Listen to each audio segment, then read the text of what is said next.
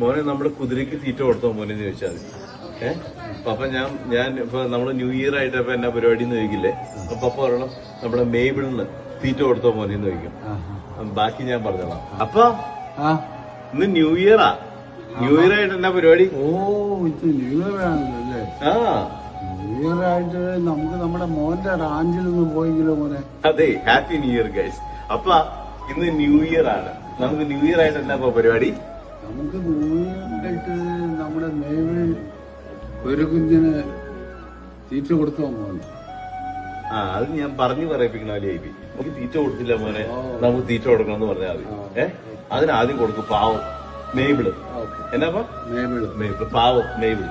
അപ്പാ new year ആയിട്ട് എന്നാ പരിപാടി? ന്യൂ ഇയർ ആയിട്ട് നമുക്ക് എവിടെയെങ്കിലും പോട്ടെ. ഞാൻ വല്ല തലക്ക് അടിച്ച് ചാവൂട്ടോ ഞാൻ.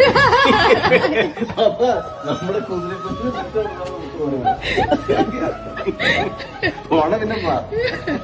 Hello, happy new year guys.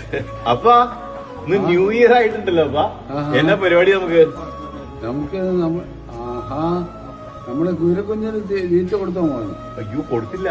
അയ്യോ അത് അത്യാവശ്യമുള്ള കാര്യമല്ലേ. അയ്യോ അതിന്റെ പേരെന്നായിരുന്നു അപ്പ? അതിന്റെ പേര് മേവിള്. അതെ, ഞങ്ങളൊരു ചെറിയ കുതിരേനെ മേടിച്ചു കേട്ടോ. അതിന് 1.5 വയസ്സോളം പ്രായമുണ്ട്. അതിന്റെ പേരിട്ടേണ മേബിൾ എന്നാണ് കേട്ടോ. നല്ല ബ്യൂട്ടിഫുൾ കുതിര, ഒരു പെൺകുതിരയാ.